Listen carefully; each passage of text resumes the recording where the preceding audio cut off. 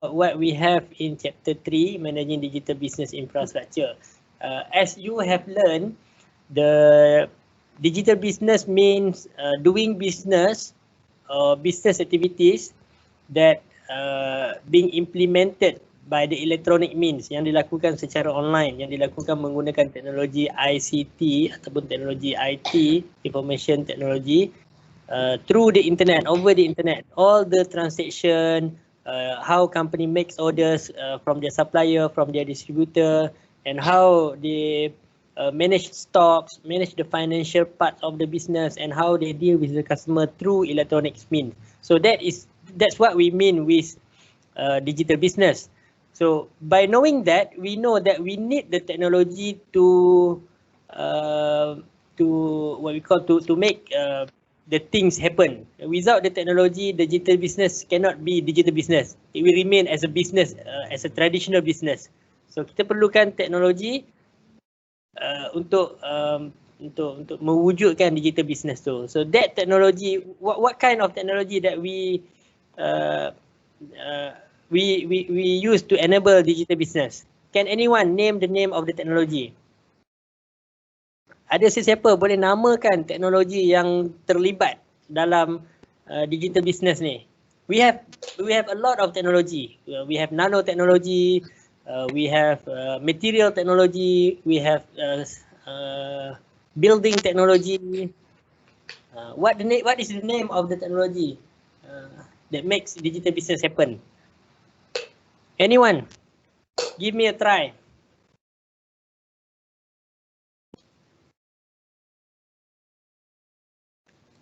Ada sesiapa nak cuba? Internet of Things. Nabila, siapa tu? Fatin. Ya. Fatin tadi? Internet of Things. Okay, Fatin sebut Internet of Things. What is Internet of Things, Fatin? Apa dia Internet of Things tu? Dah hilang dah Fatin. Apa dia Internet of Things tu? Ni malah nak jawab ni, jawab kan kena tanya pula kan. Sekejap Sir, lain tak elok hujan. Yelah alasan lah tu. Okay, Internet of Things satu. Saya hold dulu jawapan Internet of Things tu. Anyone else nak cuba? Name me the technology that enable digital business. Without that, AI. Yeah, help me. AI. AI tu apa? Artificial Intelligence. Boleh awak explain sikit apa maksud Artificial Intelligence tu? Dia gabungan fizikal punya teknologi dengan internet. Contoh, kalau kita nak tutup lampu dari rumah kita di Malaysia, kita duduk di London, kita boleh buat. Dia bergabungan daripada fizikal dengan internet. Alright, itu AI lari sikit awak punya jawapan tu. Tak apa, saya hold dulu awak punya jawapan AI dengan definition yang awak bagi. Definition awak bagi tadi lebih kepada definition IoT. Okay, orang lain siapa nak cuba? Jangan takut salah, tak ada masalah. Hari ni Helmi dengan Fatin dia dapat bonus mark ni. Apa soalan akan bagi bonus mark. Apa dia? 5G Sir, 5G. 5G, alright. Okay, 5G lagi. Social media. Social Namakan. media. Social media. Sekejap saya nak ambil awak punya jawapan sekejap.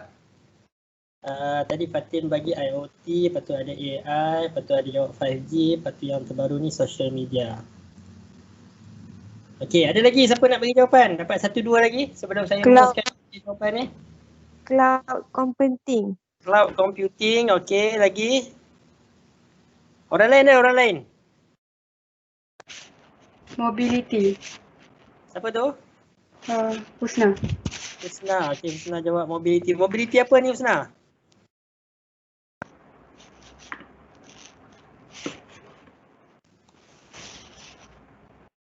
Dia untuk akses perkhidmatan perniagaan di pelbagai saluran macam komputer, desktop. Compatibility lah tu, bukan mobility, compatibility. Okay. Okay, right. Awak boleh nampak kan slide yang saya share ni? Bukan ini kan slide, ini adalah Sekejap, saya buka slide balik. Awak boleh nampak kan slide ni kan? Ada pun dalam Microsoft Teams tu, boleh buka dan tengok sendiri. Okay, so basically teknologi-teknologi yang awak sebut ni, IoT, Artificial Intelligence, 5G, social media, cloud computing, compatibility, mobile, semua ni ini adalah sub komponen dalam satu teknologi yang besar lagi, dalam satu parent teknologi dia. Apa dia parent teknologi tu? Yang awak bagi ni semua betul, tapi itu adalah sub komponen dalam parent teknologi dia. Ada siapa dapat gambaran dia punya parent teknologi dia? Sekejap lagi saya sampai kat parent teknologi dia tu. Ini teaching plan, okay. Ini teknologi evolution, right. Ini internet evolution. Okay, parent teknologi dia adalah telecommunication technology. Teknologi telekomunikasi. Apa yang dimaksudkan dengan teknologi telekomunikasi? What does it mean by telecommunication technology? Before we do have the telecommunication technology, how do people communicate? Bagaimana kita berkomunikasi sebelum adanya teknologi? Zaman-zaman kita duduk kampung dulu, zaman-zaman ayah mak awak duduk kat kampung dulu kan, tahun 80-an, tahun 90-an, bagaimana manusia berhubung? Guna surat.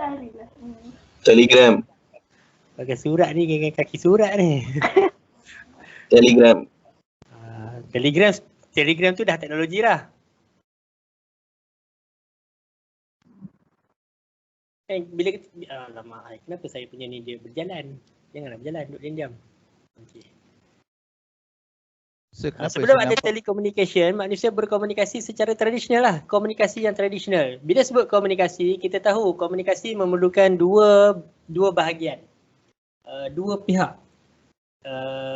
First party kita sebut dia sebagai sender.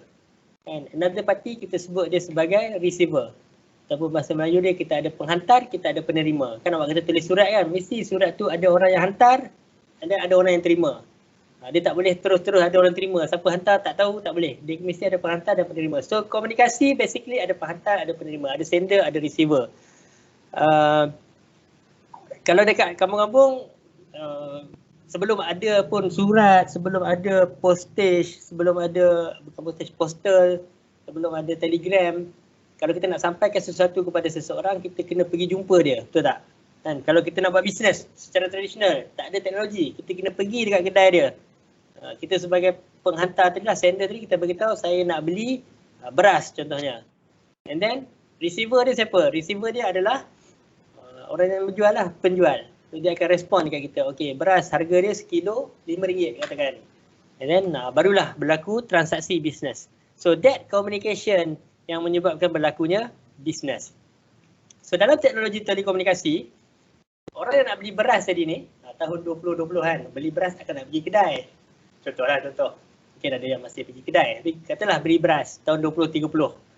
Dia tak pergi kedai. Dia nak beli dengan pekedai, dengan seller. Macam mana dia nak beli? Dia mesti berkomunikasi. Dia kena bagi tahu dekat seller, saya nak beli beras 1 kilo. Dan seller mesti bagi tahu balik. Kata saya nak, harga beras adalah 1 kilo RM5. So kita pun bayar dekat dia, dia pun bagi beras dekat kita. Dan selesai dia punya business transaction tu. So that business yang happen through electronic means, through digital platform, disebabkan oleh adanya telecommunication technology, because of the existence of the telecommunication technology. Faham tak kewujudan telecommunication technology itu so far? Laju sangat ke saya? Saya nak kejar masa ni.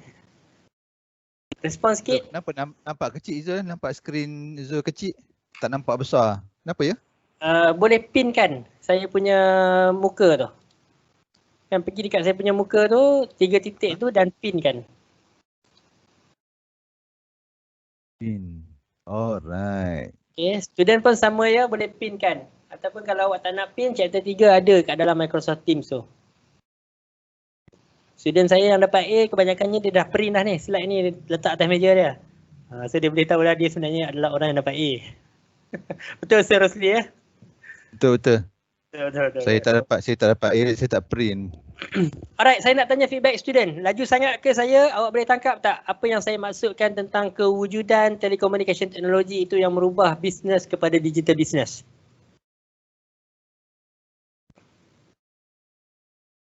Respon sikit. Boleh. Boleh Saya cakap memang macam ni laju. Tapi saya harap awak boleh tangkap lah. Yang ni, ini adalah satu gambaran bagaimana internet berubah. The evolution of the internet. Daripada zaman pre-internet, and then dia jadi internet of content, and then dia jadi internet of service, and then dia jadi internet of people, and then dia jadi internet of things. Lepas tu apa lagi? Internet of apa lagi? Takkan dia berhenti kat situ, dia mesti ada lagi. So dia berubah. Okay, dia berubah. Pre-internet tahun bila? Ni pre-internet ni tahun bila? Bilakah internet mula-mula diperkenalkan? Siapa tahu bila internet mula diperkenalkan? Awak lahir tahun bila? Student saya ni semua lahir tahun bila ni? Tahun 99. 99. 98. 98, 99. Dah ada internet belum masa tu? Masa Sudah. Perasan Keluar-keluar tak perasan ada internet ke tak? 2000. 98 Google ditubuhkan. Itu dah bagi Wikipedia dah tu. 98 Google ditubuhkan. Okey, tak apalah. So maksudnya tahun 90-an itu adalah zaman pre-internet. 80-an lah. 80-an, 90-an adalah zaman pre-internet. Sebelum internet masuk ni. Maksudnya human bercakap dengan human. Macam mana human bercakap dengan human? Dia menggunakan bukan mulut ke mulut. Kita bercakap secara verbal. Face to face. Face to face. Okay, kita bercakap face to face, human to human. Ataupun kalau kita tak bercakap secara face to face pun, kita gunakan telefon, fixed line. Kan? Kita guna fixed line ataupun mobile phone yang menggunakan network 2G. Network 2G. Awak sekarang 5G kan? Dulu kan 2G. Untuk bercakap melalui telefon. And then apabila internet diperkenalkan, kali pertama internet diperkenalkan sekitar tahun 95 tu, bila saya sebut diperkenalkan ni, diperkenalkan kepada umum bukan diperkenalkan kepada dunia. Dunia dah ada internet daripada tahun 40-an lagi. 40-an, 50-an dah ada. Yang digunakan oleh pihak tentera dalam peperangan dan sebagainya. Okay, dalam berkongsi data dalam peperangan dan sebagainya. Tapi diperkenalkan kepada human, kepada public pada sekitar tahun 90-an. Dia diperkenalkan sebagai internet of content. Apa yang dimaksudkan dengan internet of content? Kalau awak buka website tu, www. Zaman tu apa saya pun lupa dah. Hotmail kot masa tu kan. Dia berbentuk satu hala. Maksudnya kita buka internet tu hanya untuk melihat informasi. Kita tak boleh nak komen, tak boleh. Kita nak ask question, tak boleh. Kita nak klik like ke, kita nak klik dislike ke, tak boleh. Itu adalah internet of content. Kita cuma buka email, kita cuma buka web untuk mendapatkan information. Okay, untuk mendapatkan information, macam-macam lah bentuk information ni. Dia boleh jadi dalam bentuk teks, dia boleh jadi dalam bentuk video, dia boleh jadi dalam bentuk audio. Okay, tak ada lagi yang grafik-grafik ni, tak ada lagi waktu tu. Okay, dan boleh juga digunakan untuk tujuan email. Dia masih lagi internet of content lah sebab dia one way communication. Cuma email dia boleh jadi two way, dipanggil apa, delay communication lah. Kita hantar email, selepas beberapa ketika baru dijawab email tu. So yang tu kita sebut internet of content ataupun ringkasan dia adalah www. Kemudian beberapa tahun selepas itu internet ditambah baik. Okay, they have upgraded the internet into internet of services. What does it mean by internet? Kalau yang biasa dengar, we call them as web 2.0. Pernah dengar tak web, the original web and then web 2.0? Pernah dengar tak? Do we have web 3.0? Tak pernah. Tak pernah dengar. Do we have web 4.0? Ada tak?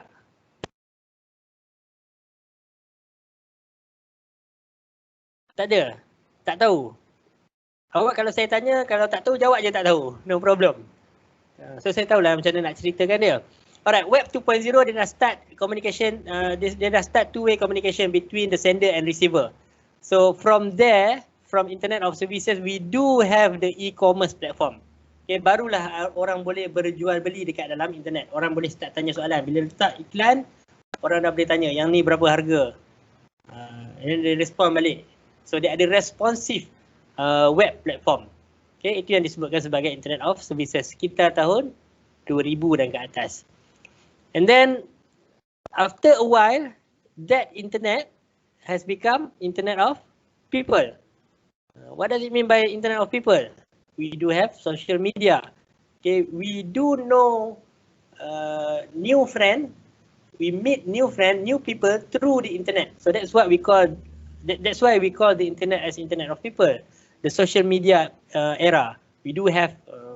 Mula-mula saya guna social media adalah MIRC lah. MIRC dulu kan. Lepas tu sebelum Facebook tu apa? Apa Sir Rosli yang sebelum Facebook tu? Lupa lah nama dia. Apa dia? MySpace tu kemudian dah. Sebelum tu lagi Friendster. Pernah dengar Friendster? Main game kan, Friendster. Friendster. Sekarang tak tahu ada ke tak lagi Friendster tu kan. Okay, Ada. Friendster. Ya? Ada kot, syarikat Malaysia beli, dia buat game punya site. Okay, so dia tak buat social media lah, dia buat gaming. Ya. Okay. Alright, so we do have that. We do have that Friendster at one time. And then we do have Facebook. We do have WhatsApp. We do have Twitter. We do have TikTok. We do have YouTube. Macam-macam social media platform. So that era, we call that as internet of people. Sama macam keberadaan kita sekarang ni. Di mana kita berada ni, kita sebenarnya masih lagi berada dalam era berada dalam era internet of people. Baru nak masuk internet of things, belum masuk sepenuhnya lagi. Okay, internet of things ni apa?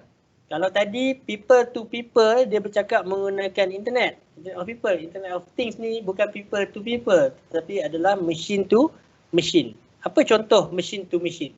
Contohnya awak lalu pejabat tol, plaza tol.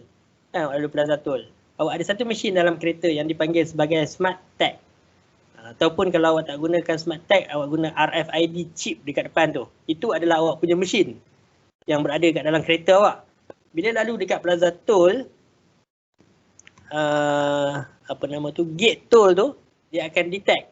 Yang detect awak punya RFID, yang detect awak punya smart tag yang menggunakan infrared tu adalah mesin. So machine to machine communication itu adalah internet of things. Maksudnya manusia tak payah buat apa-apa. Kita drive lalu masuk je. Tak tahu pintu buka.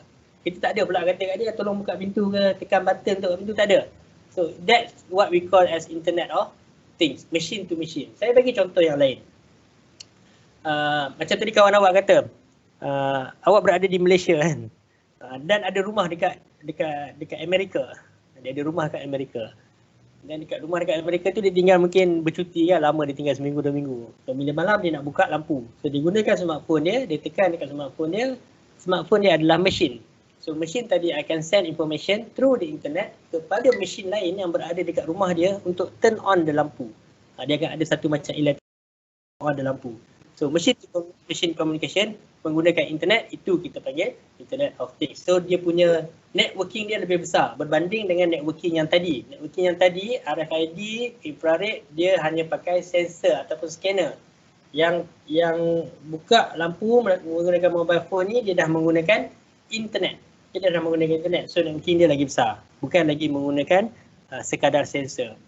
Contoh yang lain, kan awak balik rumah, kan awak kerja, start kereta balik rumah, sampai rumah,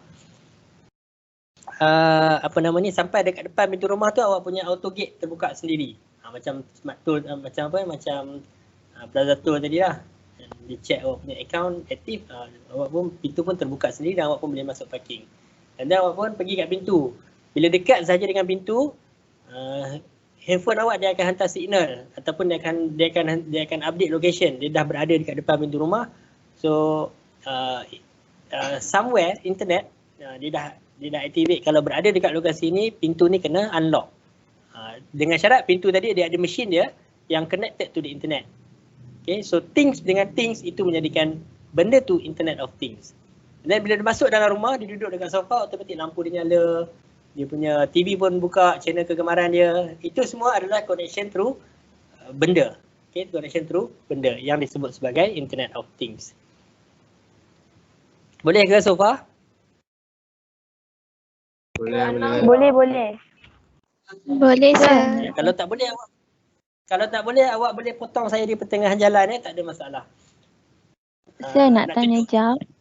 Ya. Tu yang kalau macam orang dia balik rumah tu kan, lepas tu nanti dia tepuk tangan, lepas tu elektrik dia terus buka tu macam mana? Yang tu bukan Internet of Things, yang tu sensor. Okey. Sensor. Dia contoh lampu dia kan, kita tepuk tangan. Lampu tu buka. Tepuk lagi sekali, lampu tu tutup. Lampu tadi dia detect kita punya tindakan based on sensor. Dia tak ada internet pun kat situ. Dia cuma ada satu sensor, mungkin sensor bunyi, bila dia dengar 2 kali bunyi, dia akan buka. Itu sensor bunyi. Dia tak ada internet. Things yang ada internet yang kita sebut sebagai Internet of Things. Faham tak? Macam tool tadi kan. Boleh tak tool tu dibuka menggunakan sensor? Boleh tak? Ya, kita pergi dekat tool tu, macam dia kesan kereta, dia buka. Boleh tak? Tak. By right boleh. Boleh lah, dia dah detect, boleh buka. Tapi dia tak menggunakan internet. So dia bukan Internet of Things. Tapi disebabkan apabila dia kereta datang, dia tak boleh buka selagi dia tak verify kereta ni ada kredit yang cukup untuk melepasi tol. Macam mana dia nak check kredit? Tol tadi mesti ada connection dekat internet. Sebab data kredit berada dekat server, berada dekat database. Malaysia ni apa? Plus lah. Plus. Untuk check orang tadi ada kredit atau tak ada kredit. So ada internet dekat situ. Dekat situ barulah kita panggil dia Internet of Things. Boleh? Boleh. Okey, saya nak bawa awak ke depan sedikit daripada Internet of Things ni. Sebab sekarang kita baru nak masuk Internet of Things. Saya rasa dekat dalam kelas ni tak ada lagi siapa yang pintu dia automatik kot. Semua masih manual lagi kan. So belum Internet of Things lagi lah. Tapi katalah nanti satu hari kita berada dalam dunia Internet of Things. And then kita nak bergerak ke arah satu Internet of something yang baru. Saya tak sure apa dia. Tapi let's say Internet of Commerce. Let's say Internet of Commerce ataupun Internet of Business. Ini saya punya pandangan ni. Apa yang saya jangkakan. Internet of Commerce ataupun Internet of Business, situasi dia macam ni. Kita bangun pagi. Kan kita bangun pagi nak siap nak pergi kerja, nak pergi kelas pukul 8. Kita pun pergi kat dapur, sarapan, buka, minum susu, makan cereal dan sebagainya. Okay, kita pun keluar pergi kerja. Kita minum susu pagi tadi, katalah susu kita dalam botol tu ada separuh lagi. Dan bila kita dah minum, susu tu tinggal suku. Okay, kita balik petang, kita akan minum susu tu suku. Esok pagi kita tak ada susu nak minum. Okay, apa berlaku dalam zaman Internet of Commerce ataupun Internet of Business adalah bila kita letak balik susu dalam peti ais kita akan ada sensor untuk mengesan yang susu tadi dah habis. Perlu order susu baru. Okay, perlu order susu baru. So peti ais tadi dia akan automated process make and order through an online e-commerce. Dia make order, dia pula yang beli dekat Shopee. Bukan kita beli dekat Shopee. Dia yang beli dekat Shopee. Petang nanti bila kita balik pukul 5, dalam masa yang sama delivery sampai untuk susu untuk stok yang baru. Nampak tak connection di masa depan? Saya tak tahu lah bila nak berlaku kan. Nampak macam futuristik. Ya. Dah, asalnya dah ada kot Amazon buat. Dia ada if that then that. If that then that. Betul. Kalau betul. Contoh sebut pencuci baju habis, ada butang tekan dekat depan tu. Kalau kita tekan nanti dia automatic order. Lepas tu tutup sampai dalam 2 hari ke rumah. Betul. Memang macam tu. Ini bukan setakat kita kena tekan. Ini kita tak payah tekan. Dia dah tahu sendiri. Tuan dia pun tak tahu bila susu dia habis. Dia tak tahu bila sebut kopi dia habis. Faham tak? Itu maksud Internet of Things. Kita tak payah buat kerja. Internet of Commerce nanti kita tak payah fikir lah pasal nak beli-beli. Kita buat kerja kita aja. Alright? Dan betul, Amazon memang dah ada dan belum meluas lagi lah. Bila kita sebut secara meluas macam Internet of Things sendiri pun belum meluas lagi. Okay. Sorry saya tak bagi awak cakap banyak sangat sebab saya nak habiskan ni. Alright, dalam telecommunication, dalam teknologi telekomunikasi, kita ada apa dalam teknologi komunikasi ni? Macam tadi awak sebut banyak Yang awak sebut ni IoT, AI, 5G, social media, cloud computing, mobility, compatibility ni. Ini semua dalam telecommunication technology. That telecommunication technology to assure that the telecommunication technology can work, we need these two things. First thing is hardware, the second thing is the software. We need devices. Combination of hardware and software will create a devices. Apa contoh devices? Give me an example of devices. Siapa boleh sebut satu contoh devices? Speaker. Speaker ada software ke? Ada lah kot yang baru-baru ni semua ada software. Lagi?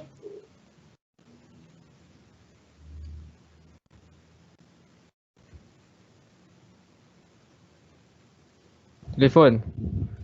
Awak punya smartphone, awak punya laptop, awak punya komputer, itu adalah basic devices untuk telecommunication. Kita tak boleh nak bercakap dengan orang lain menggunakan teknologi telekomunikasi kalau kita tak ada devices. Betul tak? Siapa setuju? Boleh tak awak Setuju. diskusi dengan kawan yang seorang lagi Setuju tanpa juga. ada devices? Tak. Tak boleh kan? Sekurang-kurangnya kena ada mobile phone ataupun kita buka komputer kita boleh guna lah. Macam sekarang kita guna Microsoft Teams, guna Google Meet ke ataupun guna WhatsApp web ke. Laptop pun sama. Selain daripada devices yang end front macam ni, kita ada juga devices lain yang bertindak sebagai backbone of the technology. Yang ni kita sebut sebagai front end yang merupakan interface di antara telecommunication technology itself dengan human being. Okay, antara manusia nak berhubung dengan telecommunication technology tu mesti ada front end dia. Mesti ada screen lah, device yang ada screen. Back end dia, bukan back end. BACKEND back end. Kita ada infrastructure yang besar. Ni yang tengah-tengah ni kan, kita ada infrastructure yang besar. We do have server, we do have antenna, we do have the tower, the telecommunication tower, we do have the connector, the cable, the fiber optics, we do have the wireless things and so on. Okay, so the combination of them, the infrastructure and the hardware and the software are making the telecommunication technology workable. Without that, tak boleh lah, tak boleh. Boleh tak awak ada mobile device kat sini satu, kawan awak dekat rumah pun dia ada mobile device dia satu, smartphone dia satu, awak pun send call dekat dia satu, dan then dia mengharapkan dekat sana dapat call. Boleh tak yang di sana dapat call tanpa backbone infrastructure? Tak boleh. Tak boleh. So backbone infrastructure Kalau mesti smartwatch, sir. ada. Smartwatch, kenapa dengan smartwatch?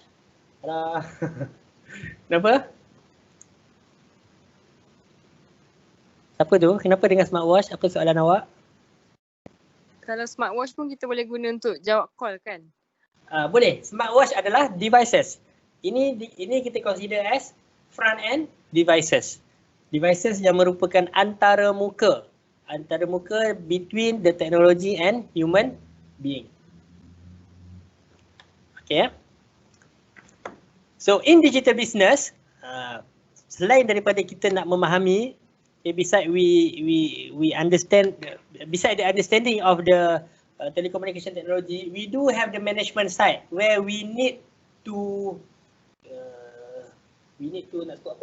manage lah those technology to be works with our business. Apa yang perlu diuruskan? Ini antara benda-benda yang perlu diuruskan lah. The readiness of the organisation. Adakah kita bersedia untuk nak buat e-commerce contohnya kan? Awak berniaga nak buat e-commerce. Adakah awak bersedia? Bersedia tu dari segi apa? Macam-macam segi lah. Duit dah ada ke? Device dah ada ke? Internet dah ada ke? Nak buat e-commerce tapi internet tak ada. Internet duk pakai data 1 gig. Tak boleh lah kata 1 gig free setiap hari kan. Tak cukup. So awak memerlukan internet yang stable dan internet yang cukup. Awak memerlukan device yang cukup. Okay, awak memerlukan satu mindset yang boleh menggunakan mobile, mesti boleh. Tak boleh lagi kata, oh susah ni pakai mobile ni, sekali salah lah, tak secure dan sebagainya, tak boleh lah. Alright, and then dari segi management juga kena ada decision lah. Okay, kena ada decision, kena ada action. Dari segi maintenance, macam mana kita nak maintain, terutamanya apabila ada e-commerce, kita akan ada server. Dia akan melibatkan server. Nak simpan gambar, nak simpan harga, nak simpan details of the products. Itu kena ada server. Connection of the server dengan internet pun kena stable. Tak boleh nanti tiba-tiba tengah-tengah malam awak punya server kong. Orang nak beli barang tak jumpa. Tak jumpa awak punya site dan tak boleh beli. In fact, kalau dalam dunia e-commerce sekarang, e-commerce platform dia tak boleh down even 1 second pun. Dia mesti always always accessible by the customer. Pernah tak awak jumpa tiba-tiba sekali Shopee ataupun Lazada. Saya sebut Shopee dengan Lazada bukan sebab saya ejen dia, sebab tu contoh yang paling besar dekat dalam Malaysia ni. Pernah tak awak jumpa Shopee ataupun Lazada tu down? Siapa pernah hadapi Shopee ataupun Lazada down? Ada tak? Tak pernah. Kalau down tak pernah. Tak pernah kan? Tapi Kalau down, banyak handset awak yang down tu sebab tak ada data. Betul tak? Tak down. Sebab apa? Sebab dia tak boleh bagi ruang tu. Dia tak boleh bagi ruang untuk down tu. Sebab orang nak membeli at any time. Ya, orang nak membeli at any time. Orang tak kira pun. Kadang-kadang pukul 1-2 pagi pun dia beli. So, dia kena sentiasa bersedia. Macam mana nak pastikan dia tak down? Itu kita bincang later lah dalam topik ni. Tapi macam-macam cara lah. Nak kena ada backup, nak kena ada strong internet connection dan sebagainya. Okay, dari segi budget, risk, failure and then adoption. Okay, saya teruskan. Okay, ini teknologi platform yang kita ada. Yang saya sebut devices tadi, we do have desktop, laptop, we do have the mobile ataupun tablet, we do have some other devices. Contohnya macam gaming platform, awak ada PS5, sekarang PS5 kan. Awak ada Xbox.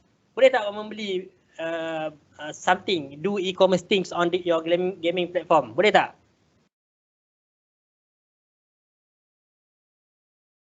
Ada orang main game ni, tak ada orang main game sini. Semua budak baik ni, malam-malam study je Sir, ada orang tanya. Ya. Sir streamer ke? Ada kena-mengena ke saya streamer ke tak streamer dalam kelas ni? Okay, gaming platform boleh membeli tak? PS5, siapa ada PS5? Ataupun siapa ada Xbox? Xbox sekarang Xbox berapa? Saya tak follow Xbox.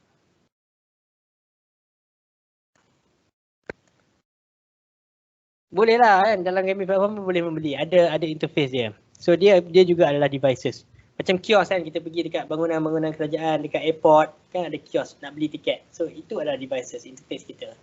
Interactive signage, kan somewhere kita nampak ada interactive signage, kita pergi interactive signage tu kita tekan. Oh, dia akan bawa kita kepada pengiklan. Alright, so dalam devices, we do have the internet browser, the apps, the email, the feedback, API data exchange. We do have the video marketing platform yang boleh digunakan dalam devices tadi untuk akses kepada content. Kan awak ada mobile saja, tapi tak ada app dalam dia. Boleh tak beli kat Shopee?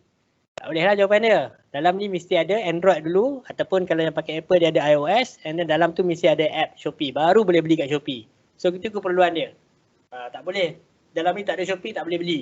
Kalau awak bagi smartphone dekat someone yang berada dekat negara yang tak boleh download Shopee, dia pun tak boleh beli daripada Shopee. So, dia mesti ada capability untuk buka apps dalam tablet dalam device yang dia ada tu. Alright. Activity what are the problem for customer for online retailer? Yang ni saya skip lah, ini awak boleh baca apa problem dia. Saya dah senaraikan dah dekat situ. Lepas tu ni ada satu soalan some sample quiz. Awak boleh try buat tengok. Saya pun lupa dah jawapan dia apa ni. Alright. Key management issues of digital business infrastructure. Okay, dalam kita nak comply, dalam kita nak menentukan macam mana kita nak determine the best infrastructure or the best technology to comply with our e-commerce planning. Dan kita nak buka kedai e-commerce, kita nak buka platform e-commerce www.kedaiaku.com contohnya kan. So nak buka www.kedaiaku.com tu, ini adalah beberapa perkara yang kita perlu consider. Yang pertama dia tanya kat situ, main issue dia adalah which digital access platform should we support. Sorry ya, dia punya bulat-bulat tu tak sekata sebab dia asal daripada PowerPoint ni. Okay, which digital access platform should we support? Nak buka e-commerce, awak nak berniaga dengan siapa? Kalau dekat Malaysia ni kita tahu yang nak kena support adalah apa? Platform mana yang kena support? Kena support smartphone, kena support laptop. Bukan Malaysia lah, seluruh dunia sama lah kan. Okay, kena support smartphone, kena support laptop. So kena ada yang mobile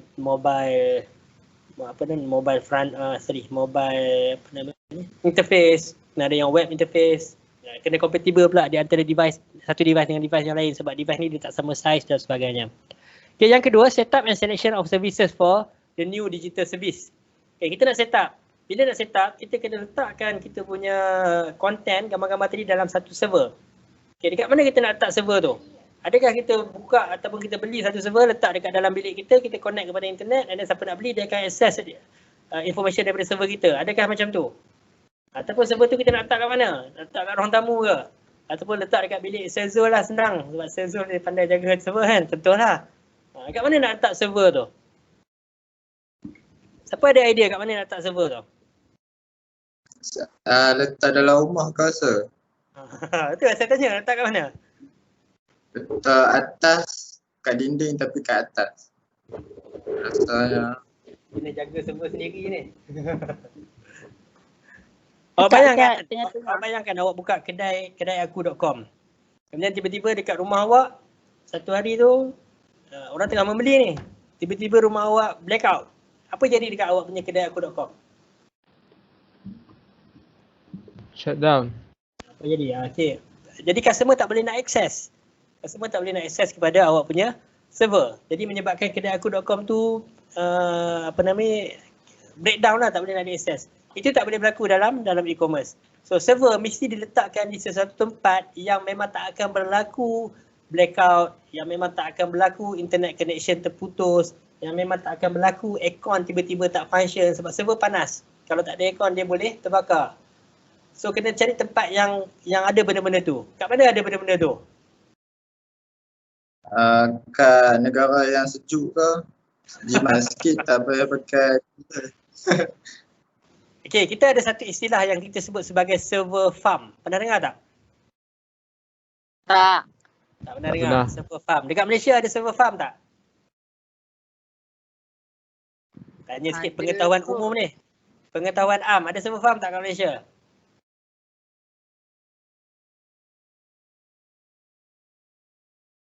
Tak tahu pun ada ke tak ada? Tak tahu. Ada banyak server farm dekat Malaysia. Okay, server farm dekat UPM ada satu, dekat Penang ada satu, dekat Melaka ada, dekat Johor pun ada, dekat Singapura ada, dekat luar pun banyak lah. Microsoft punya server pun ada, Oracle punya server pun ada. Pelih belum ada lagi. Kalau nak, jom kita buat satu. Okay, so kita letak dekat server farm. Kita letak dekat server farm ni kaedah dia macam mana? Kita parking dekat dia, kita bayar sewa dekat dia. So that dia lah yang jaga elektrik, dia lah yang jaga aircon, kita dah tak payah fikir dah. Apa yang kita perlu fikir adalah the content sahaja. Jadi kita perlu fikirkan content, kita perlu fikir apa yang kita nak jual kepada customer. Yang bab nak jaga server, bagi server farm jaga, hire dia. Macam kita outsource lah. Sebab dia akan ada backup electricity, dia akan ada backup aircon, dia akan ada backup internet line connection. Kalau dekat kita nak buat backup tu, berapa banyak duit kita nak kena spend lah nak buat backup aircon saja. Banyak duit. So kita tak bawa duit kat situ, kita letak kat server farm. Everybody letak dia punya content dekat server farm. Macam Unimap. Unimap sendiri dia letak kat mana server Unimap? Kan yang awak ada access kan? Amis. Lagi apa lagi yang awak access? OSI. Dekat mana server dia? Pusat data. Dekat pusat data tu kan? Apa berlaku? Ni bukan nak kutuk ini nak bukan. Bagi contoh, apa berlaku dekat awak punya OSI dengan awak punya Amis tu? Pernah tak awak hadapi masalah tak boleh access Amis? Pernah. Pernah kan? Sebab sebab server tu kita simpan di tempat sendiri. Kita punya backup tak secantik ataupun tak sebaik server farm. Server farm dia ada kontrak. Dia punya servis kena 24 hours, tak boleh breakdown. Kalau dia breakdown dia akan kena saman. Berbanding kita, tapi kita letak sini jimat lah sikit kan. Kita tak payah nak bukan jimat, dia senang kita nak manage, dia berada dekat tempat kita. Tapi adalah advantage dengan design. Ya. Kira yang cloud punya storage tu dia server farm lah kan? Ya, dia berada dekat server farm. Server farm konsep dia mudah je. Dekat sana dia ada satu space bangunan lah. Kiranya belum tentu selamat lah cloud farm tu. Apa dia? Dia belum tentu selamat lah. Contoh kalau jadi bencana alam ke kat Malaysia, benda farm tu dia termusnah. Awak kena faham, server farm dia tak akan simpan dekat satu tempat. Dia akan ada banyak tempat dan dia akan saling backup di antara satu sama lain. Kalau satu farm down, ada banyak berlambat lagi farm yang akan backup. So 1 second pun dia tak akan delay. Dia ada algoritma dia untuk switch between satu farm dengan satu farm yang lain. Contohnya awak parking awak punya dekat farm 1 kan. Data yang sama akan ada dekat farm 2, 3, 4 dan seterusnya. Dia cuma akan dia panggil apa? Dia akan reroute awak punya connection tu kepada server yang aktif. Okay, so tak ada masalah kalau dia rosak dan sebagainya. Sebab tu kita tengok company-company yang besar, terutamanya cloud, Google, Microsoft ada OneDrive, Dropbox, dia jarang nak down. Zaman sekarang lah, dulu masa mula-mula ada down, tapi sekarang susah nak jumpa dia down. Awak duk guna Microsoft Teams, awak duk guna Google Meet, pernah tak down jika dibandingkan dengan awak guna portal Unimap? Ataupun beberapa web lain lah yang selalu down. Sebab kita tak ada backup yang macam tu. Okay, nak ada backup yang macam tu, nak kena spend banyak duit lah nak kena spend. Alright, how do we achieve quality of service in digital services? Internet speed kena power, berapa internet speed nak letak, berapa nak bayar dekat internet service provider, ISP untuk dapatkan internet quality yang terbaik.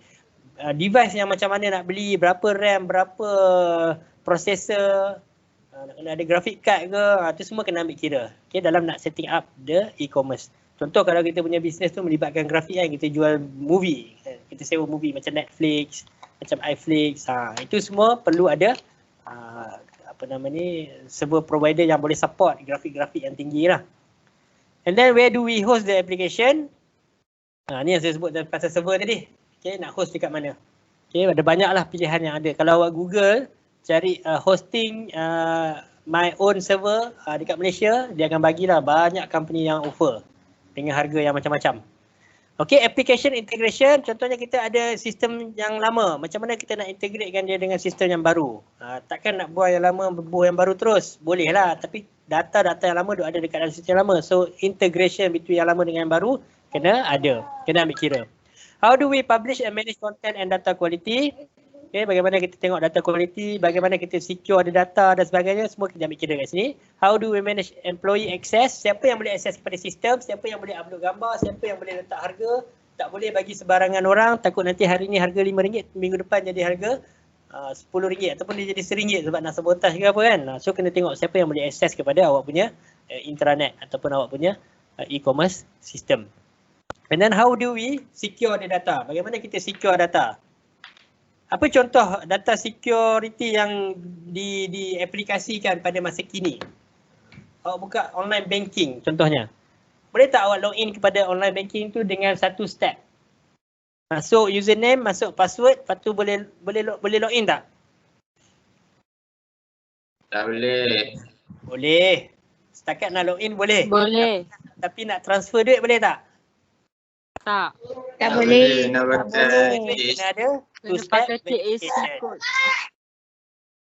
Okay, nak transfer kena ada two step verification. Itu antara contoh security measurement yang kita boleh apply kepada e-commerce kita. So benda-benda ni, which digital asset platform sampailah securing data ni, awak akan gunakan knowledge ni dalam group assignment yang saya bagi tu. Kan awak kena buat e-commerce system kan, e-commerce web kan.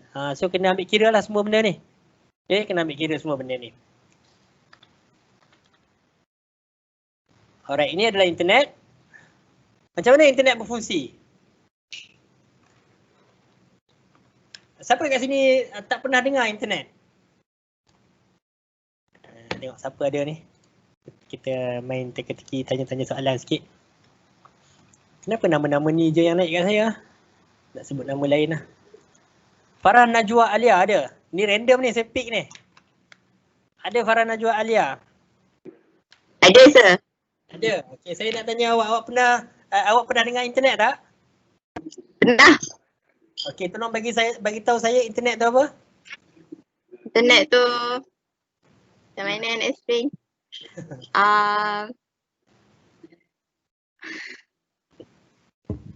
Sekejap. Dia macam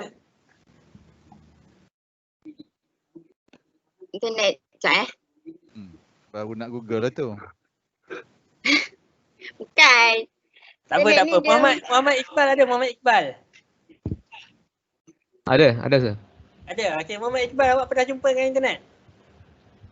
Jumpa Jumpa tak pernah lagi lah. Tak pernah. Okey, Tak. tolong cerita kat saya internet tu macam mana? Tapi internet ni dia macam yang memudahkan lah. Memudahkan kerja manusia. Memudahkan kerja manusia. Dalam Macam kata rupa- senang Macam mana dia. rupa dia tak tahu eh? Simple word dia. Cuba awak tengok dekat sekeliling awak ada Apa tak tak tahu internet? lah. Ada, saya tengah buka laptop. Ada ke? Macam mana rupa dia? Ah. Tak ada, tak tahu nak explain eh. Ruben ada Ruben. Ruben Ilangoven. Macam mana nak pronounce nama awak ni? Ruben Ilangoven. Ya. Mana Ruben? Ya saya. Okey. Apa dia internet Ruben? Dia satu platform macam two-way communication through online lah. Okey. Teruskan. Itu saja saya tahu. Itu je, two way communication through online eh. Okey. Alright. Tak apa, sekali kita explain. Tak tanya seorang lagi ni. Yu Shu Chi. Ada?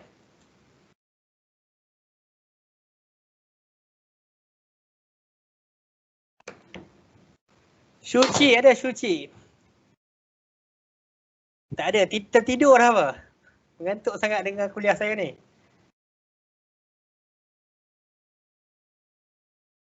Kita bagi tahu Sir Rosi. Sir dia tak jawab Sir. Tak apa, kita ambil nama dia. Dia Wei Lim ada Wei Lim. Yi Wei Lim. Yes sir. Okay. Kenapa awak jadi organizer ni? I pun tak tahu. You pun tak tahu macam mana jadi organizer. Okay, internet apa dia Wei Lim? Satu saluran untuk bagi orang communicate. Satu sarang untuk bagi orang? Saluran. Saluran. Saluran untuk bagi orang communicate. Alright. Okay. Thank you. Okay, basically internet adalah apa?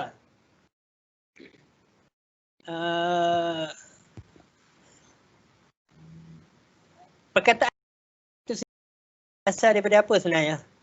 Macam mana boleh dapat internet?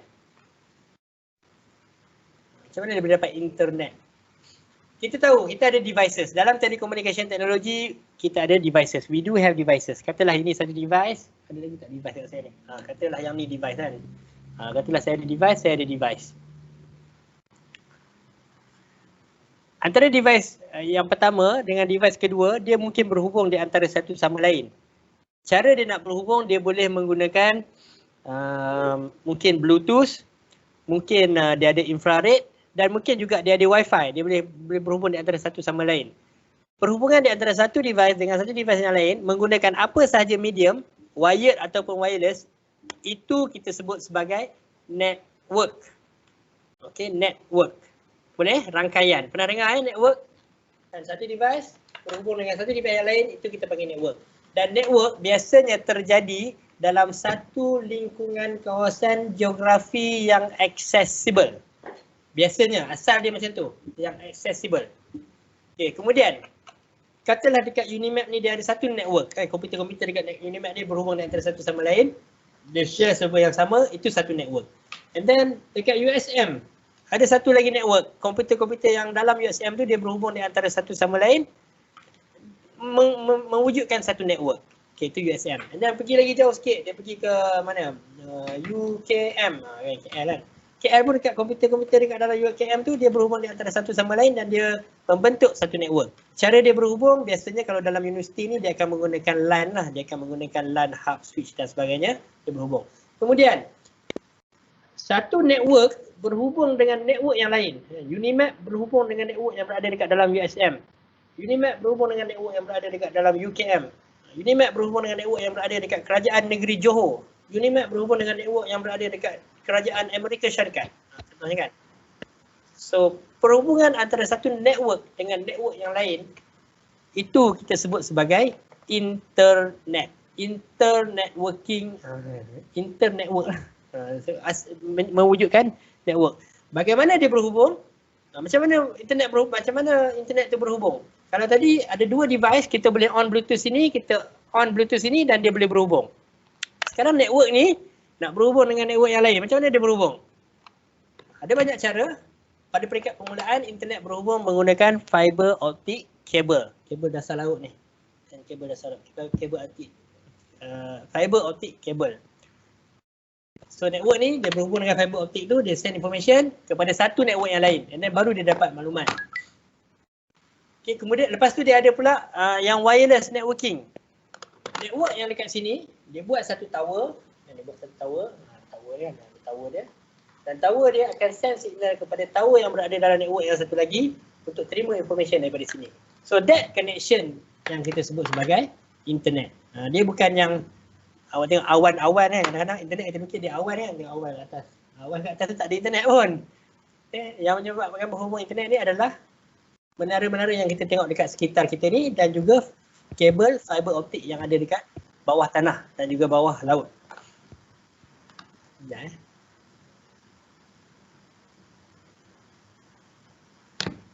Alright. So dekat sini kita tengok home PC berhubung dengan ini home PC. Yang ni business PC. Yang banyak-banyak dekat satu company ada banyak komputer kan, dia berhubung dengan satu sama lain menggunakan LAN, dia jadi satu network. Dekat rumah dia tak ada network sangatlah sebab dia satu PC je, ataupun kalau ada pun dua, itu network kat rumah. So dia nak berhubung dengan business PC ataupun dia nak berhubung dengan web server. Okay, business nak berhubung dengan server. Dia akan melalui satu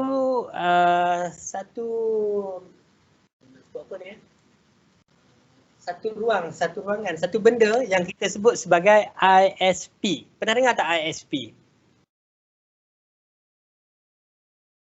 Siapa pernah dengar ISP?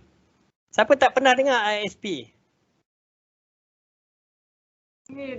Tak pernah. Tak pernah dengar ISP? Tak pernah. ISP stand for Internet Service Provider. Apa tu Internet Service Provider? Siapa tahu? Alamak 545 dah. Apa tu Internet Service Provider?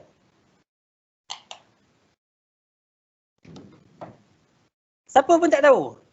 Awak pernah dengar Celcom tak? Pernah. Awak pernah dengar Mobile tak? Awak pernah dengar Maxis tak? Awak pernah dengar Digi tak? Pernah. Pernah. Mereka itu adalah Internet Service Provider. Mereka yang menghubungkan di antara satu rumah, network daripada satu rumah ke rumah yang lain. Mereka juga lah yang menghubungkan network daripada satu rumah kepada bisnes. Mereka juga lah yang menghubungkan network daripada bisnes kepada server dia. Mereka juga lah yang menghubungkan rumah kita kepada server YouTube. So itu kita panggil ISP. Untuk yang dalam Malaysia, yang tadi tu, yang Maxis Celcom tu kita sebut sebagai local ISP. Dia berada dalam negara. Okay. Kalau kita pergi ke luar negara, kita akses macam tadi saya sebut contoh, kita akses YouTube. YouTube server dia memang takkan berada dalam Malaysia lah. Server YouTube kat mana? Siapa tahu server YouTube kat mana? Cepat. Siapa tahu server YouTube kat mana? Siapa tahu saya bagi RM10. Mereka syarikat. Amerika Syarikat. Kat mana? Lokasi server YouTube hanya adalah menjadi rahsia Google. Tak ada siapa tahu pun rahsia dekat mana server YouTube berada. Kita tahulah server Google tu kat mana, tapi kita tak tahu kat mana server YouTube tu letak. Kalau tahu, habis orang akan target bom dia punya server tu. Dia menjadi rahsia. Tapi of course lah bukan kat dalam Malaysia kan, dia milik Google. Nak akses kepada server yang berada di luar negara, local ISP, dia biasanya dia akan ada collaboration lah dengan ISP international. Kan, contohnya Malaysia nak akses ISP yang berada dekat UK. So Maxis dia akan ada collaboration dengan Vodafone contohnya. Okay, untuk akses data yang berada dalam server di UK. Dia akan collaboration dengan O2 misalnya. Dia akan berada dengan Ozone misalnya. Itu ISP di sana. So that global, yang itu kita panggil global ISP. Menghubungkan di antara network dalam negara dengan network yang berada di luar negara. Boleh faham tu? Macam mana dia send information daripada yang dalam negara kepada luar negara? Jauh ni. Jauh. Dan kita call kawan kita dekat UK. Between 1-2 second saja awak dah boleh bercakap dengan dia secara live. Padahal dia berada berpuluh ribu batu jauh daripada kita. Dekat mana data tu dihantar? Melalui apa?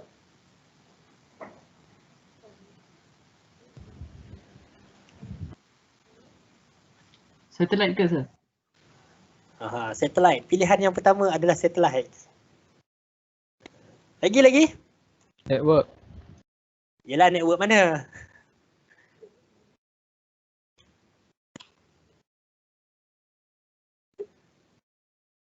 Network mana cepat? Tak ada, satelit je jawapan awak. Di antara negara dengan negara, selain daripada satelit, bukan kita tak guna satelit, kita guna. Tapi majority of the data transmitted through underground fiber optic cable. Di antara laut-laut yang ada kat dalam dunia ni, ada fiber optic cable yang menghubungkan antara satu negara dengan negara yang lain. Jarang kita nak gunakan satelit untuk send those information. And that information is sending between one place, dengan contohnya between Malaysia and the UK, within second. Bukan within second pun, within millisecond. Sangat cepat sebab kita gunakan fiber optic cable. Fiber optic memang dia punya kelajuan bersamaan dengan kelajuan apa? Dulu ambil fizik tingkatan 4, tingkatan 5. Fiber optic punya kelajuan berapa? Light speed. Yes, dia boleh bergerak selaju cahaya. Sebab itu information kita dapat dengan cepat. Okay, so itulah yang menyebabkan berlaku ataupun wujudnya internet. Network 1, network 2, network 3 dihubungkan oleh local ISP, kalau luar negara dihubungkan oleh global ISP.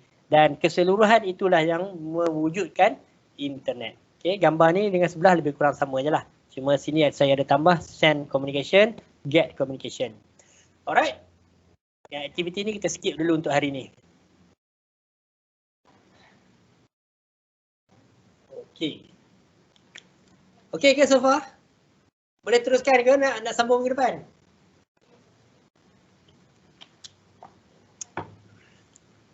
Berat sangat tak? Terpulang sir. Terpulang. Okay. Saya tengok sikit bawah ni ada apa ya? Okay.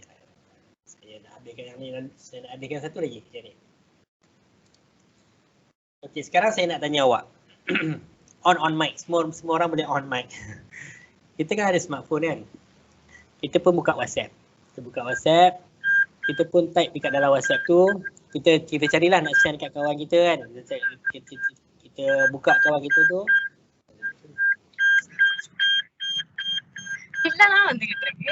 Siapa punya mic bunyi tu tutup balik. Mic siapa yang bunyi tu tutup balik. Mic yang tak bunyi je boleh buka. Okay, kita buka WhatsApp, kita nak send message kat kawan kita. Kita pun type kat situ, hari ni ada kelas tak? Do we have class today? Kita pun tekan send. Berapa lama masa yang diambil daripada masa kita tekan send dengan kawan kita dapat message tadi? Tak sampai 1 second. Tak sampai 1 second. Within millisecond dia dah dapat message yang kita send tadi. Alright. Bila kita type, do we have class today? Kita tekan send. Kita nampak tak benda yang kita send tu keluar daripada phone kita? Nampak tak? Awak nampak tak? Nampak tak? Do we have class today? Nampak tak? Oh tak. Tak nampak. Dan kawan awak yang pegang phone lagi satu pula, dia tengah pegang phone, ada tak dia nampak do we have class tu masuk dalam dia punya phone? Oh okay, keluar do we have. Tak. Ada tak berlaku benda tu? Tak. Jadi macam mana yang kita send dekat telefon kita yang dekat, macam saya duduk dekat Perlis ni kan, macam mana yang saya send dekat Perlis ni, kawan saya duduk dekat Kuala Lumpur boleh dapat. Sedangkan phone saya tak ada connection pun. Tak ada ni, keliling ni tak ada ni. Tak ada apa-apa ni. Macam mana dia berlaku? Saya buka Shopee kan. Saya buka Shopee, saya pun belilah barang, beli TV 32 inci satu, saya pun tekan order. Bukan buyer, seller yang duduk dekat Penang katakan. Dia pun terima, oh ada order, dia kena post hari ni. Macam mana dia dapat? Sedangkan phone saya ni tak ada pula connect wire ke, ataupun saya ada postman tolong send ke information tu. Macam mana dia berlaku? Ada black magic ke kat sini?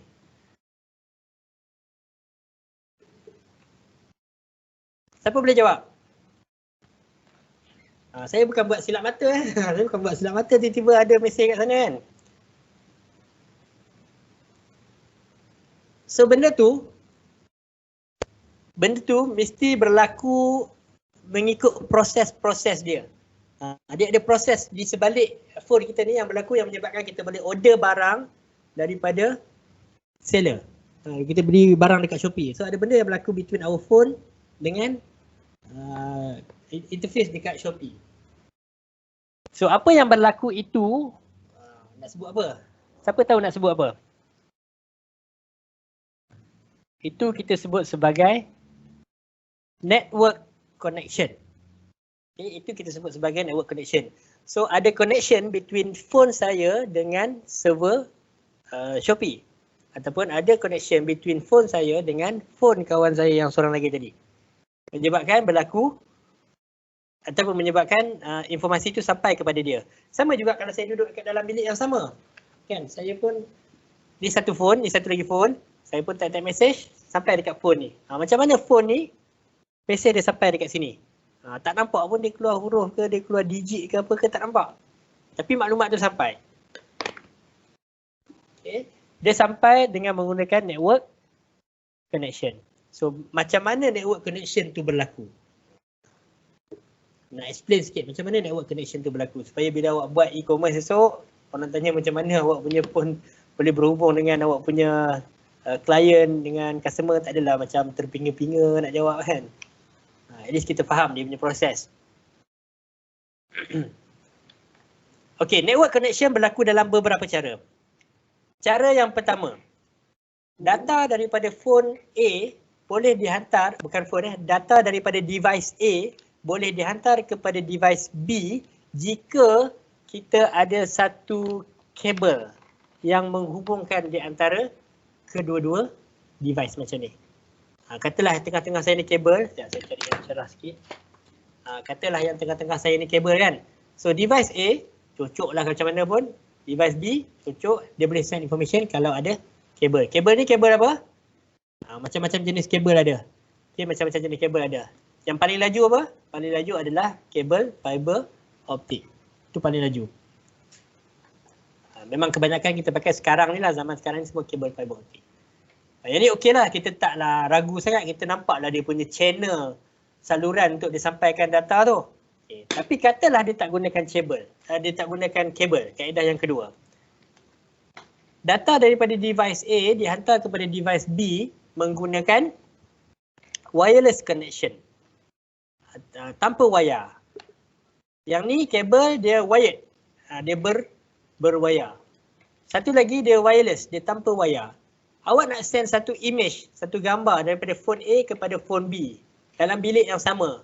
Apa connection wireless yang awak boleh gunakan? Kan awak duduk dalam kelas kan? Duduk dalam kelas, kawan awak duduk kat sebelah, dah ambil gambar tadi. Tolong send gambar tadi kat aku sekejap. Apa connection yang kita boleh send?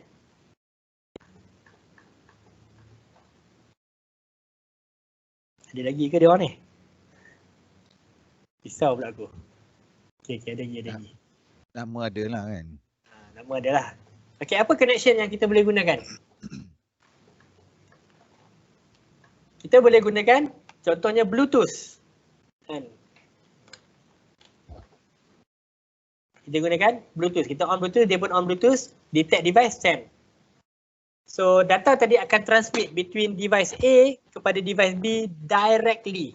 Sebab Bluetooth menghubungkan antara dua device secara langsung. Sama juga kalau infrared kan, awak letak infrared dua dekat-dekat, awak send file kan. Sama juga. Okay, dia hantar device secara terus. Selain itu boleh guna apa lagi? Boleh guna Wi-Fi. Itu semua wireless networking, wireless connection. Boleh guna Wi-Fi. Di sini on Wi-Fi, sini pun on Wi-Fi direct, ni on Wi-Fi direct, boleh send direct. Ataupun kalau dia tak guna Wi-Fi direct, dia gunakan Wi-Fi yang terbuka. Wi-Fi yang terbuka ni yang bersambung kepada internet. Tu dia ada backbone infrastructure dia. Alright. Faham Dua device, kita boleh send information through wired ataupun wireless. Okey, sesuatu data yang nak keluar daripada sesuatu device, nak masuk ke dalam device yang lain, dia ada protokol dia. Dia ada protokol dia. Dia ada syarat-syarat dia. Dia tak boleh keluar sebarangan. Contohnya awak type dekat sini huruf A, dia tak boleh keluar daripada device ni sebagai huruf A untuk sampai kepada device ni. Sebab apa dia tak boleh keluar huruf A ke huruf A? Agak-agak sebab apa? Macam kita bercakap dengan kawan kita kan. Kita pun cakap dia A, dia pun jawab B. Dia kata A, dia pun jawab B. Boleh tak kita cakap macam tu? Tak. A, K, U, N, A, K. Boleh tak kita cakap macam tu? Tak boleh. Kita mesti cakap dalam bentuk yang ada sentences. Communication barulah berkesan kan. Eja bila nak habis communication. So soalan saya tadi, A tadi tak boleh keluar sebagai A untuk dihantar kepada device B. So macam mana kita nak keluarkan A daripada device yang pertama, daripada sender untuk sampai kepada receiver? Anyone? Kena ada connection. Connection tadilah, memang kena ada connection. Tapi A tu tak boleh keluar sebagai A, connection dah ada. Okay, katalah connection dah ada. A pun dah ready nak send, boleh tak dia send A kepada B?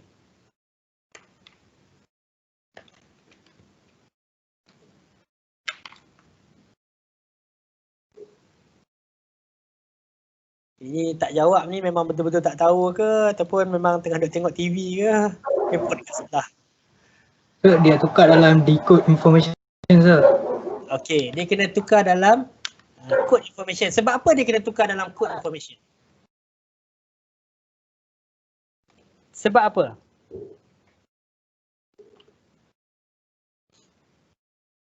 Sebab device kita adalah komputer. Asas dia adalah komputer.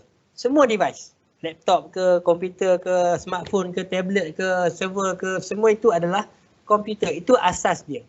Dan kita dah belajar daripada zaman sekolah rendah masuk sekolah menengah, kita dah belajar. Komputer, processing di dalam komputer, dia proses apa? Bagaimana komputer proses information? Number coding sir. Number coding lah. Number apa? Programming. Programming apa? Komputer dia cuma boleh proses binary digit. Tahu binary digit? Tak tahu. Tahu. Binary digit yang 10001111. Itu adalah binary digit. Sebab apa dia boleh faham binary digit? Susahnya lah komputer ni apa salah hampir boleh faham binary digit. Tak boleh ke hang faham ABC macam orang lain? Kenapa?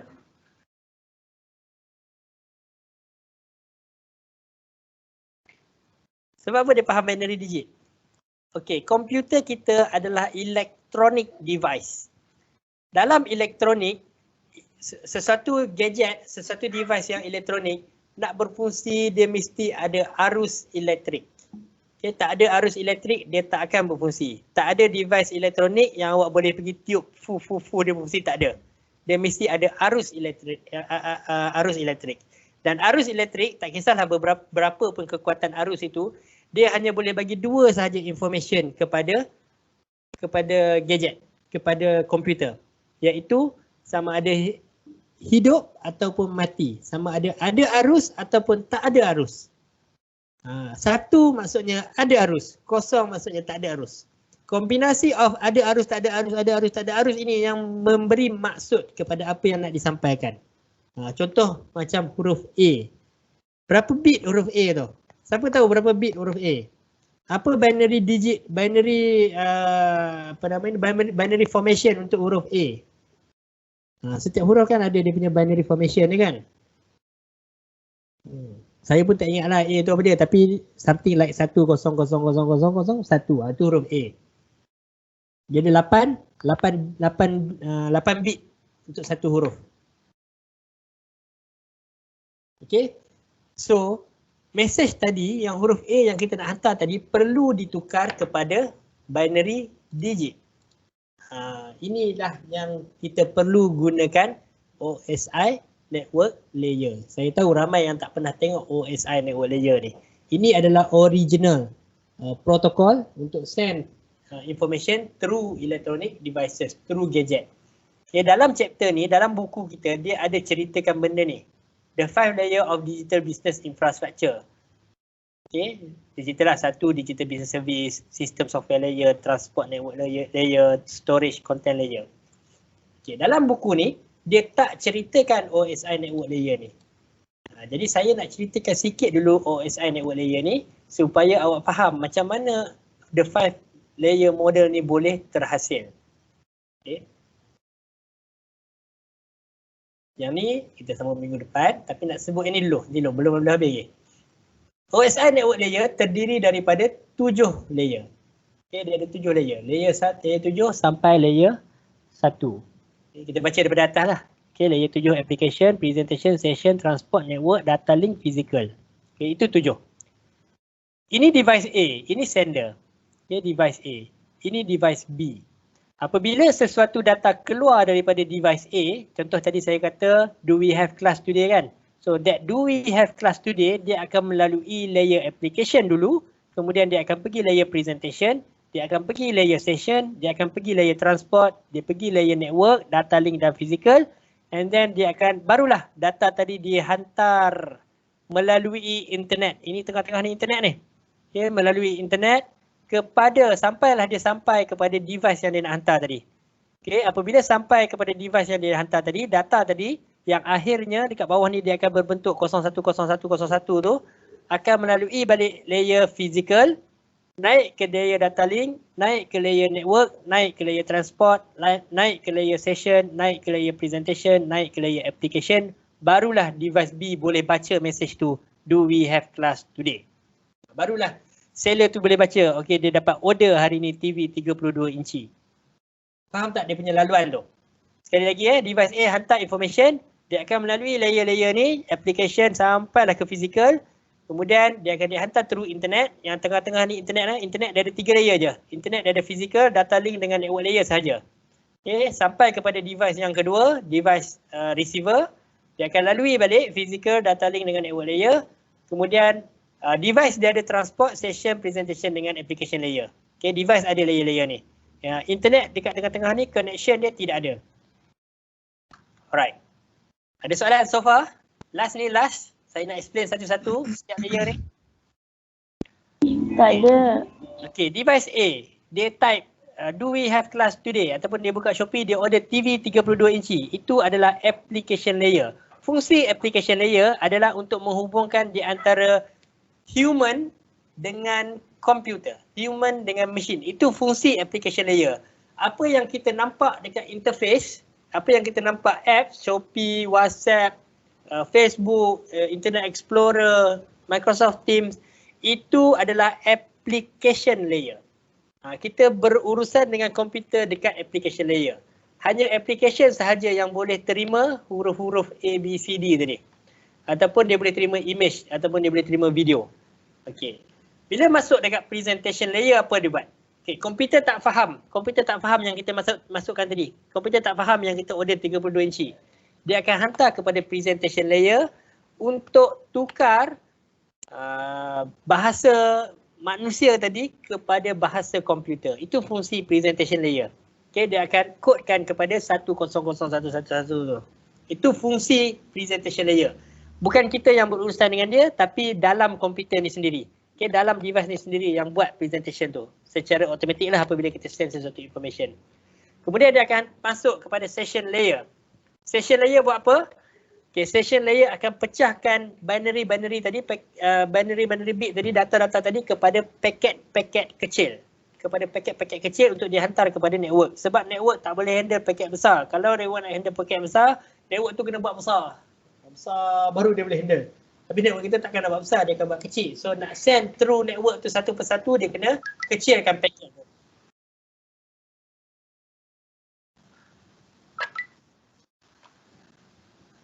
Ya Okay, nak hantar information tu dia kena kecilkan paket tu. Okay, itu fungsi session layer. Untuk jadikan paket-paket kecil, information yang nak send tadi, yang binary tadi. Lepas tu transport layer. Transport layer buat apa? Transport layer akan tentukan destination. Ke mana nak hantar paket-paket tadi. Dia akan, kalau macam dekat pejabat pos tu, saya letak analogi pejabat pos. Application layer ni, kita tulis surat. Kita tulis surat, tulis. Takkan kita nak bagi sekeping tu dekat postman. Nah abang tolong hantar ni dekat girlfriend saya ni. Saya tulis surat dekat dia satu page kan.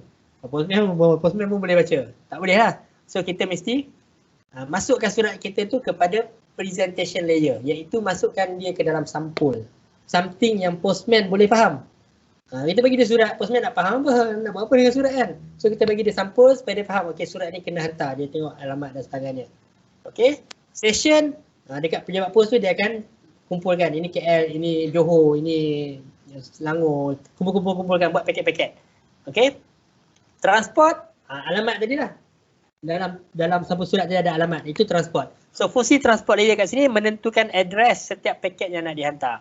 Lepas tu barulah dia masuk kepada yang 3 serangkai ni. Dia panggil bottom layer network. Tiga-tiga ni dia panggil bottom layer network. Network, data link dengan physical. Apa yang ada dekat sini adalah yang tadilah fiber optik tu, ataupun ada wireless, ada wifi, ada bluetooth, data link yang sebut data link tu. Itu adalah connection dia. Ni awak boleh bayangkan yang bottom ni, 1, 2, 3 ni macam satu kabel yang besar. Satu kabel yang besar. Ataupun kalau wireless, satu ruang wireless yang menghubungkan di antara satu device dengan device yang lain. Okay, dia hantar through network, dia akan jam lah. Macam kita send dekat sini, destination yang pertama dekat mana? Destination pertama adalah network tower yang terdekat. Sebab kita guna 4G. 4G, destinasi dia adalah network tower yang terdekat. 3G ke, 4G ke, 5G ke, network tower yang terdekat. So dia akan send. Lepas tu apa network tu buat? Katalah ini network tower yang pertama, dia akan send kepada network yang kedua. Dia tengok address, dia send lagi network yang seterusnya. Sampailah akhir sekali dia jumpa device yang dia nak hantar. Ini device nak hantar. Okey, device ni kata, okey betul dah, ini aku punya. Okey, apa dia buat? Dia akan baca transport tadi, transport layer tadi, dia akan tengok address betul ke tak? Betul. Dia pergi dekat session layer, dia akan pecahkan balik paket-paket tadi. Okay, paket-paket yang dihantar banyak tadi dia akan pecah-pecahkan balik dan dia hantar kepada presentation layer dalam bentuk binary bit balik. Okay, binary bit balik. Lepas tu apa presentation layer buat? Binary bit tadi dia akan translate balik kepada application layer, hantar kepada application layer, barulah kawan saya yang dekat KL tadi tengok, oh do we have class today, dia tanya. Kan? Itu adalah application layer untuk receiver. Ataupun seller tadi tengok, oh okey ada order untuk TV 32 inci hari ni. Itu application layer. So itu adalah asas perkara yang berlaku ataupun protokol yang berlaku dalam perhubungan antara device A dengan device B. Boleh faham tak? Boleh. Faham ke? Gitu je.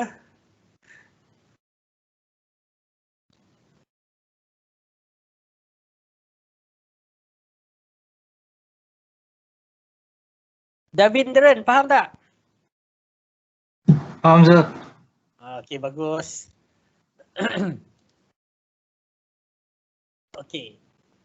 So daripada 7 layer ni, Chafi, kan buku teks kita yang tulis tu nama dia Chafi. Chafi dah